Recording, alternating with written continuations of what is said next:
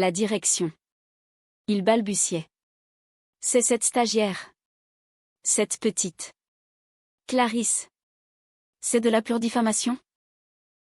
Clarisse, entendant son nom, fit un signe de la main, un sourire innocent mais féroce sur les lèvres. Diffamation, monsieur le maître? Mais tout est basé sur des faits. Des preuves. Des enregistrements.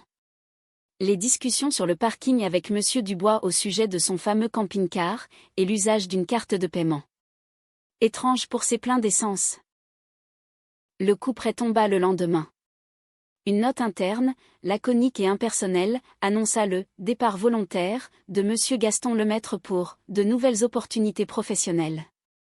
Chacun comprit la vérité entre les lignes, le DRH avait été mis à la porte, un nouveau siège vacant.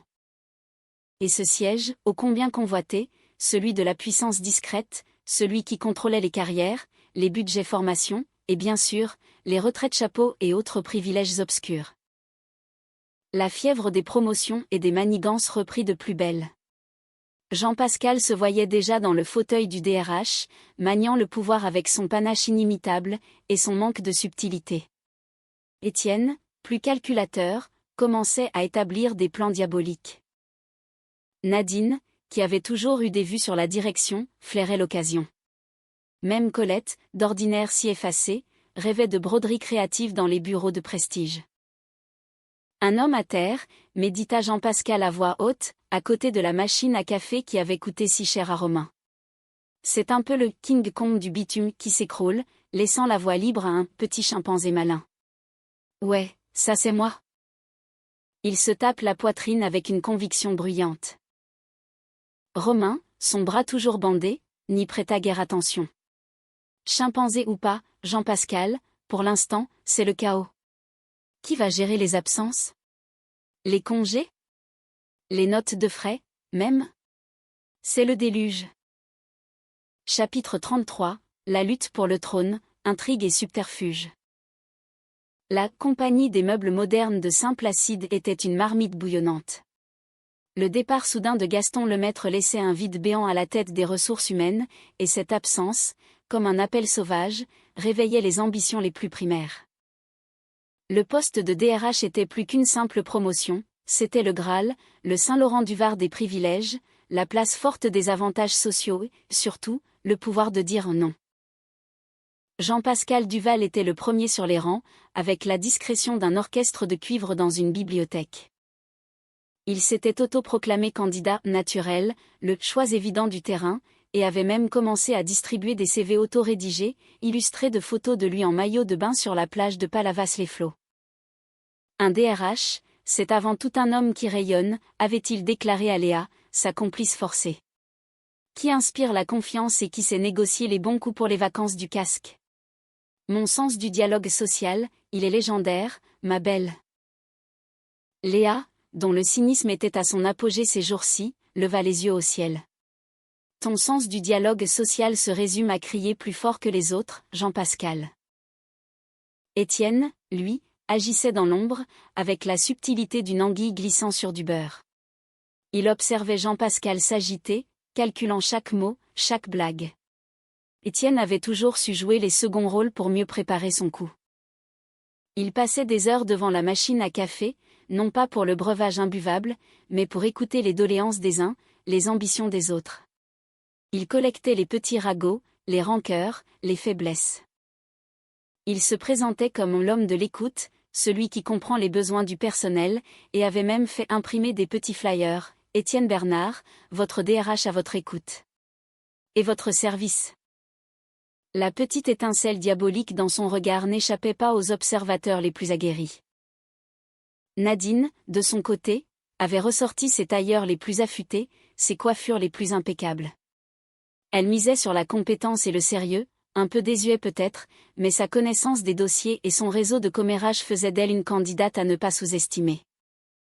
Elle avait passé la dernière semaine à faire des brainstorming avec les secrétaires des différents services, sous le prétexte d'améliorer l'organisation, mais en réalité pour sonder l'opinion et distiller des petites vérités sur ses rivaux. Gaston Lemaître, paix à son statut professionnel, avait des lacunes, déclarait-elle, tapant du stylo. Le social, ce n'est pas de la comédie de boulevard. C'est de la rigueur. Et surtout, c'est savoir tenir une ligne. Colette, l'archiviste aux doigts de fée pour la broderie, avait elle aussi une petite carte à jouer, bien que son ambition fût plus modeste. Elle rêvait de DRH à taille humaine, d'un bureau où l'on prendrait le temps de discuter autour d'une bonne tasse de thé, où le sport ne se résumerait pas à des bastons de couloir et où les relations humaines primeraient. Elle imaginait déjà les affiches DRH broderie et bien-être, affichant un panda zen. Ses propositions restaient confidentielles, mais son empathie la rendait populaire auprès d'une partie du personnel.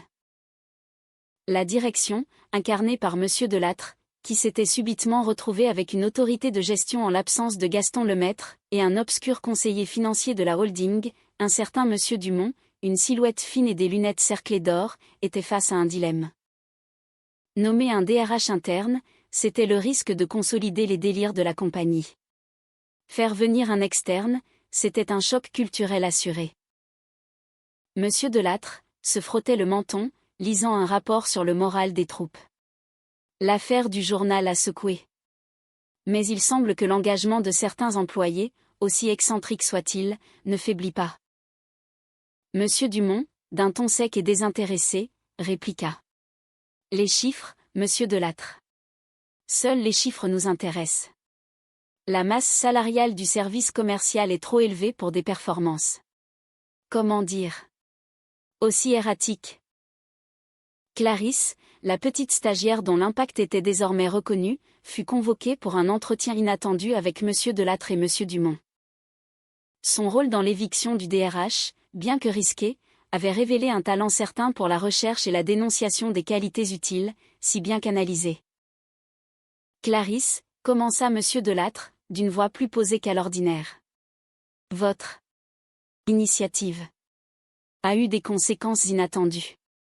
Des conséquences bénéfiques, pour certains aspects. Monsieur Dumont l'interrompit, le regard perçant. Nous avons besoin d'une personne qui comprenne les rouages internes, qui sache où sont les problèmes. Un enquêteur interne, si l'on peut dire. Clarisse, sans se démonter, répondit, pour un audit permanent, par exemple.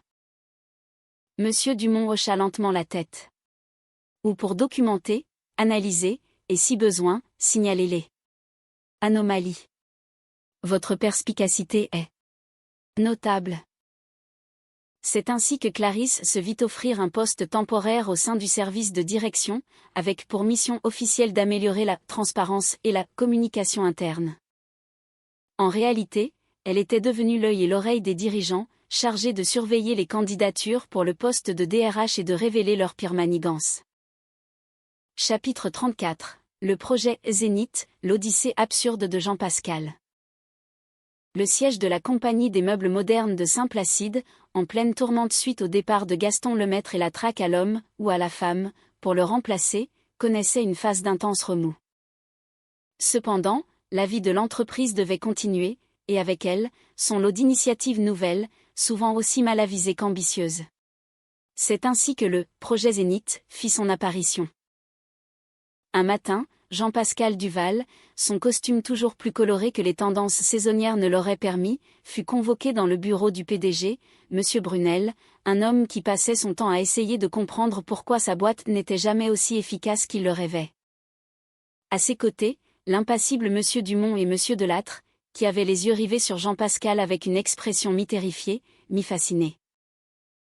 Jean-Pascal, mon cher Jean-Pascal, commença M. Brunel, d'une voix forcée, nous avons une opportunité grandiose. Le projet Zénith. La réinvention de notre gamme de mobilier de bureau ergonomique pour le marché scandinave. Un chantier d'envergure. Jean-Pascal, le regard pétillant, se voyait déjà sur les plus hautes cimes de l'entreprise. Zénith. J'adore le son de ce mot, Monsieur le Président. La cime, la grandeur, le sommet. C'est mon destin. Monsieur Dumont, un ton neutre mais perçant, le coupa net.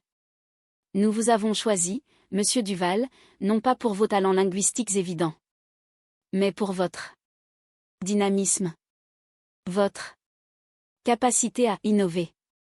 Le mot innover sortit avec une légère hésitation. Nous vous nommons chef de projet. Avec des objectifs clairs et